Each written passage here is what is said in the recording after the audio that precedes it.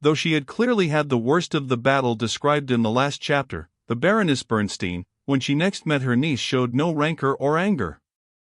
"Of course, my Lady Maria," she said, "you can't suppose that I, as Harry Warrington's near relative, can be pleased at the idea of his marrying a woman who was as old as his mother, and has not a penny to her fortune, but if he chooses to do so silly a thing, the affair is none of mine, and I doubt whether I should have been much inclined to be taken au sérieux with regard to that offer of £5,000 which I made in the heat of our talk." So it was already at Castlewood that this pretty affair was arranged? Had I known how far it had gone, my dear, I should have spared some needless opposition. When a pitcher is broken, what railing can mend it? "Madam," here interposed Maria. "Pardon me, I mean nothing against your ladyship's honor or character, which, no doubt, are quite safe. Harry says so, and you say so, what more can one ask?" "You have talked to Mr. Warrington, madam?" "And he has owned that he made you a promise at Castlewood, that you have it in his writing." "Certainly I have, madam," says Lady Maria. "Ah!"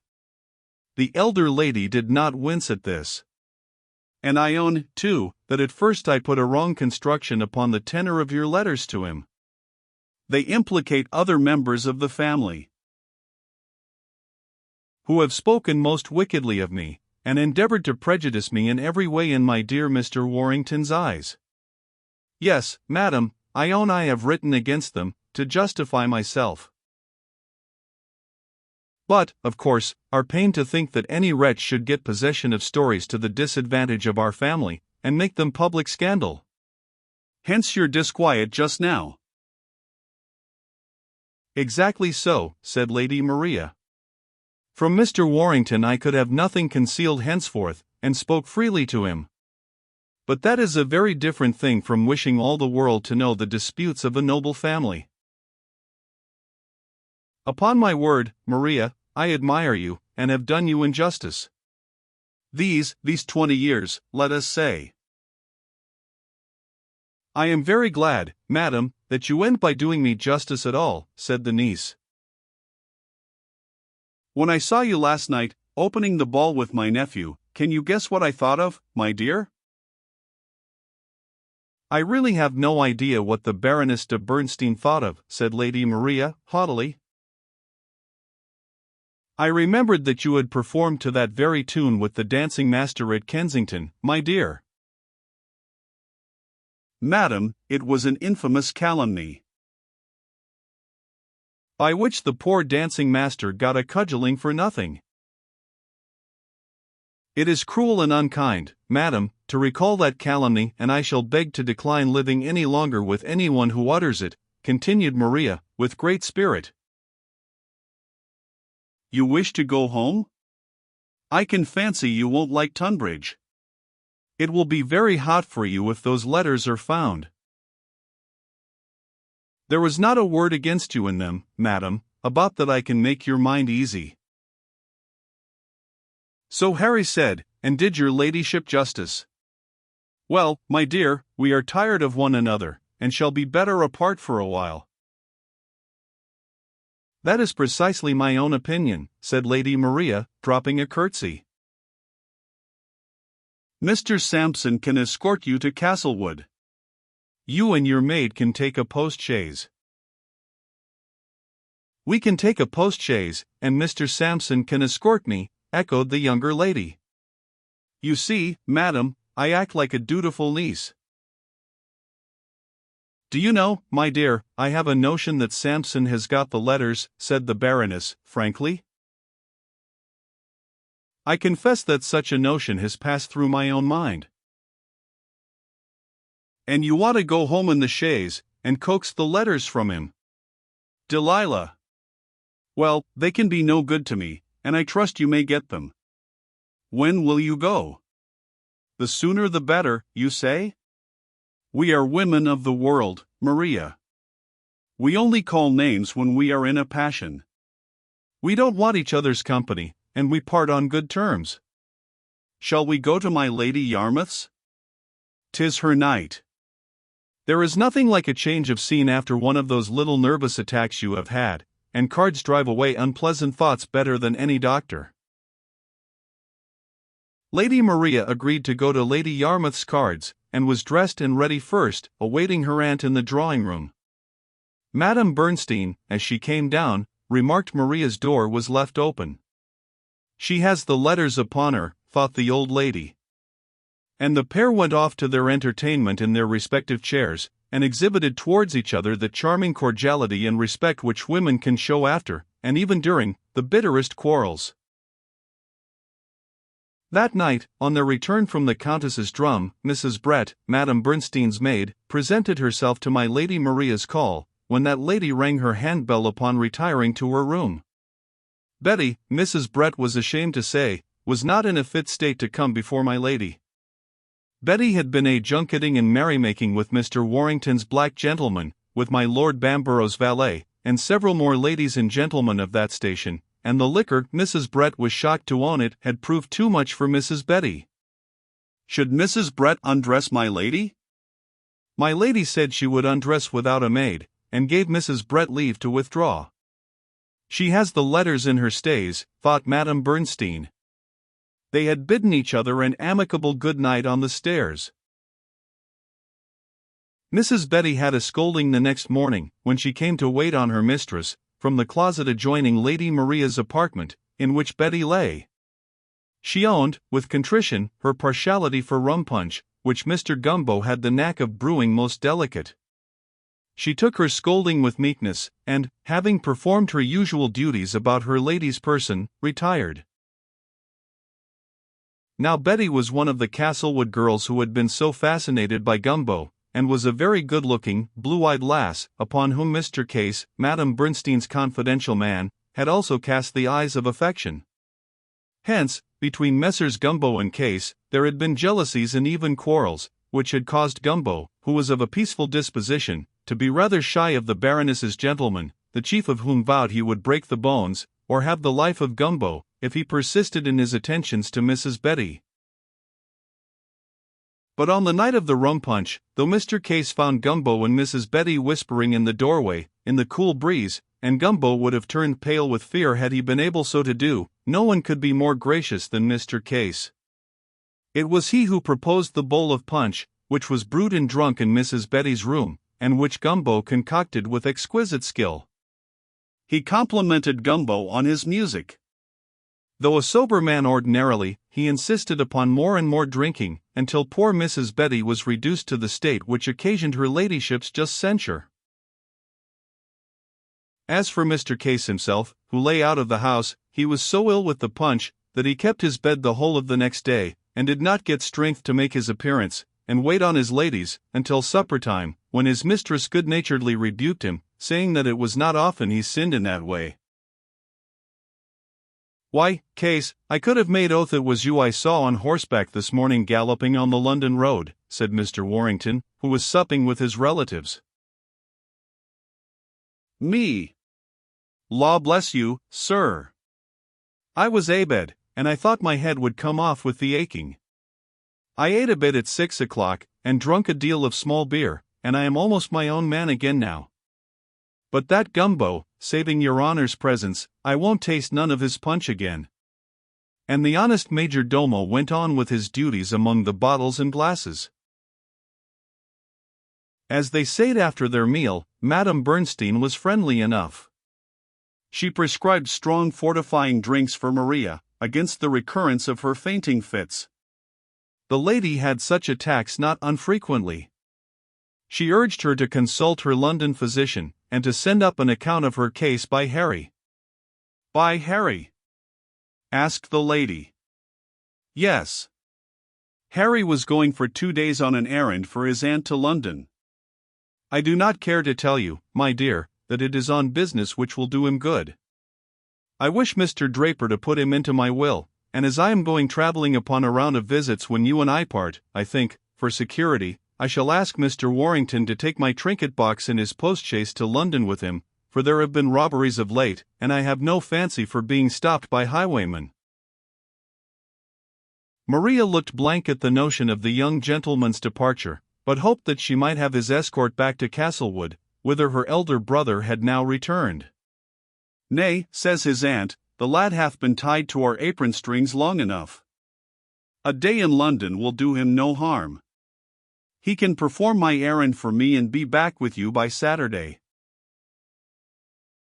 "I would offer to accompany Mr. Warrington, but I preach on Friday before her ladyship," says Mr. Sampson.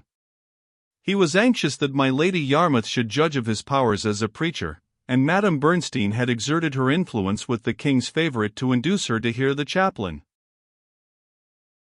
Harry relished the notion of a rattling journey to London, and a day or two of sport there.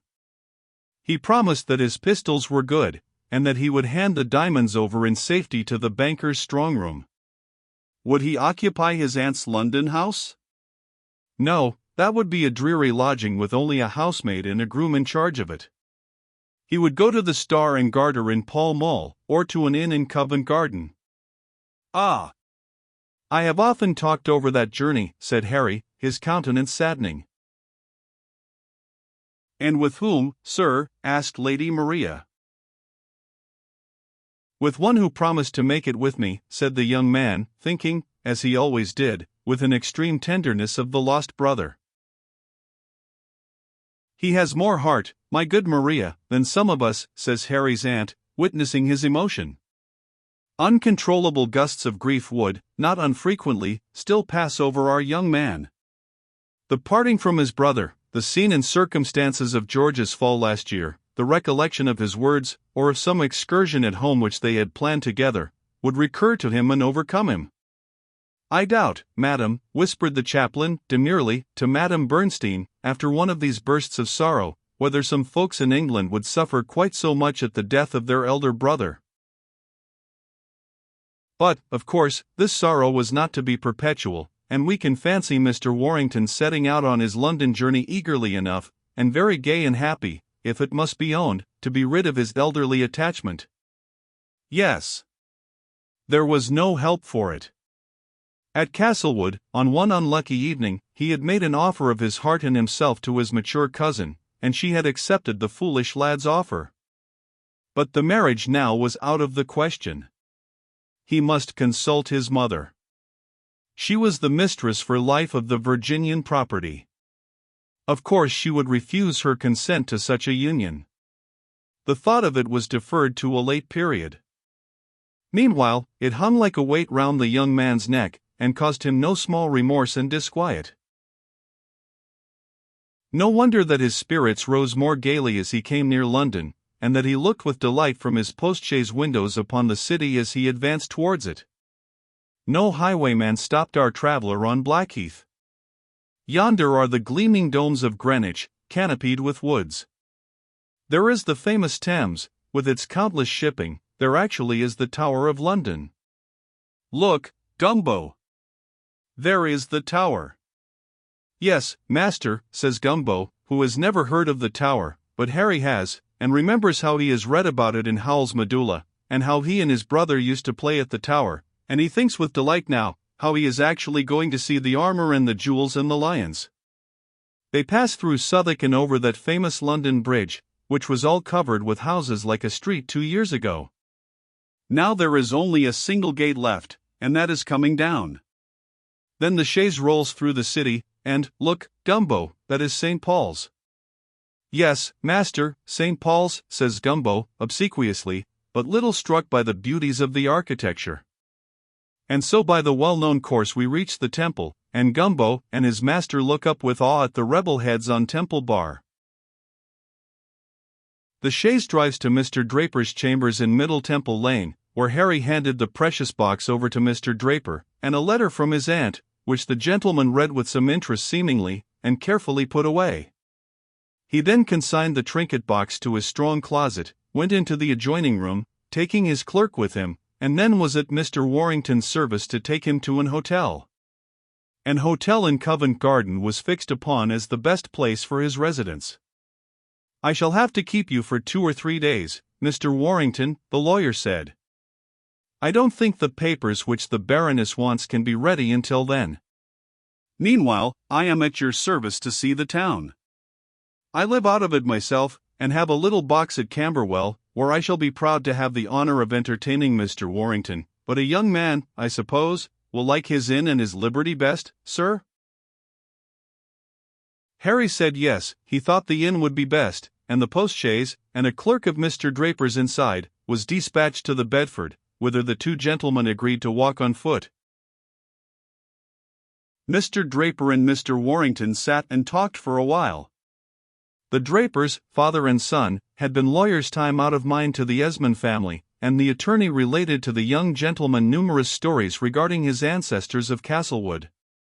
Of the present Earl, Mr. Draper was no longer the agent. His father and his lordship had had differences, and his lordship's business had been taken elsewhere, but the Baroness was still their honoured client, and very happy indeed was Mr. Draper to think that her ladyship was so well disposed towards her nephew. As they were taking their hats to go out, a young clerk of the house stopped his principal in the passage, and said, "If you please, sir, them papers of the Baroness was given to her ladyship's man, Mr. Case, 2 days ago." "Just please to mind your own business, Mr. Brown," said the lawyer, rather sharply. "This way, Mr. Warrington. Our Temple stairs are rather dark. Allow me to show you the way." Harry saw Mr. Draper darting a Parthian look of anger at Mr. Brown. "So it was Case I saw on the London road 2 days ago," he thought. "What business brought the old fox to London?" Wherewith, not choosing to be inquisitive about other folks' affairs, he dismissed the subject from his mind. Whither should they go first? First, Harry was for going to see the place where his grandfather and Lord Castlewood had fought a duel 56 years ago, in Leicester Field. Mr. Draper knew the place well, and all about the story. They might take Covent Garden on their way to Leicester Field, and see that Mr. Warrington was comfortably lodged. "And order dinner," says Mr. Warrington. No, Mr. Draper could not consent to that. Mr. Warrington must be so obliging as to honor him on that day. In fact, he had made so bold as to order a collation from the Cock. Mr. Warrington could not decline an invitation so pressing, and walked away gaily with his friend, passing under that arch where the heads were, and taking off his hat to them, much to the lawyer's astonishment. "They were gentlemen who died for their king, sir. My dear brother George and I always said we would salute M when we saw M," Mr. Warrington said. "You'll have a mob at your heels if you do, sir," said the alarmed lawyer. "Confound the mob, sir," said Mr. Harry, loftily, but the passers-by, thinking about their own affairs, did not take any notice of Mr. Warrington's conduct, and he walked up the thronging Strand, gazing with delight upon all he saw, remembering, I dare say, for all his life after, the sights and impressions there presented to him, but maintaining a discreet reserve, for he did not care to let the lawyer know how much he was moved, or the public perceive that he was a stranger. He did not hear much of his companion's talk, though the latter chattered ceaselessly on the way. Nor was Mr. Draper displeased by the young Virginian's silent and haughty demeanor. 100 years ago a gentleman was a gentleman, and his attorney his very humble servant. The chamberlain at the Bedford showed Mr. Warrington to his rooms, bowing before him with delightful obsequiousness, for Gumbo had already trumpeted his master's greatness, and Mr. Draper's clerk announced that the newcomer was a high feller. Then, the rooms surveyed, the two gentlemen went to Leicester Field, Mr. Gumbo strutting behind his master, and, having looked at the scene of his grandsire's wound, and poor Lord Castlewood's tragedy, they returned to the Temple to Mr. Draper's chambers. Who was that shabby-looking big man Mr. Warrington bowed to as they went out after dinner for a walk in the gardens? That was Mr. Johnson, an author, whom he had met at Tunbridge Wells. "Take the advice of a man of the world, sir," says Mr. Draper, eyeing the shabby man of letters very superciliously, "the less you have to do with that kind of person, the better. The business we have into our office about them literary men is not very pleasant, I can tell you." "Indeed," says Mr. Warrington. He did not like his new friend the more as the latter grew more familiar. The theatres were shut. Should they go to Sadler's Wells? Or Marybone Gardens? Or Ranelagh? Or how? Not Ranelagh, says Mr. Draper, because there's none of the nobility in town, but, seeing in the newspaper that at the entertainment at Sadler's Wells, Islington, there would be the most singular kind of diversion on 8 handbells by Mr. Franklin, as well as the surprising performances of Signora Katharina, Harry wisely determined that he would go to Marybone Gardens, where they had a concert of music, a choice of tea, coffee, and all sorts of wines, and the benefit of Mr. Draper's ceaseless conversation. The lawyer's obsequiousness only ended at Harry's bedroom door, where, with haughty grandeur, the young gentleman bade his talkative host good night. The next morning Mr. Warrington, arrayed in his brocade bedgown, took his breakfast, read the newspaper, and enjoyed his ease in his inn. He read in the paper news from his own country. And when he saw the words, Williamsburg, Virginia, June 7th, his eyes grew dim somehow. He had just had letters by that packet of June 7th, but his mother did not tell how a great number of the principal gentry of the colony have associated themselves under the command of the Honorable Peyton Randolph, Esquire, to march to the relief of their distressed fellow subjects, and revenge the cruelties of the French and their barbarous allies. They are in a uniform, viz., a plain blue frock, nanquin or brown waistcoats and breeches, and plain hats. They are armed each with a light firelock, a brace of pistols, and a cutting sword. "Ah, why ain't we there, Gumbo?" cried out Harry. "Why ain't we dar?" shouted Gumbo. "Why am I here, dangling at women's trains?" continued the Virginian. "Think dangling at women's trains very pleasant, Master Harry," says the materialistic Gumbo, who was also very little affected by some further home news which his master read, viz., that the lovely Sally, Virginia ship, had been taken in sight of port by a French privateer.